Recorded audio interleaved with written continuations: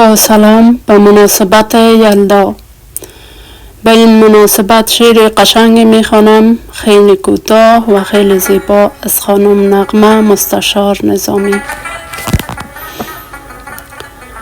یلدا شب بلند غزلهای مشرقی است، میلاد هر ترانه زیبای مشرقی است. آهسته میرسند به مقصد ستاره ها، مهتاب گاهواره رویای مشرقی است. سرما حریف قصه مادر بزرگ نیست، دستش لحاف کرسی گرمای مشرقی است. از هرچه بگذری سخن دوست خوشتر است، حافظ دوای روح و مسیحای مشرقی است.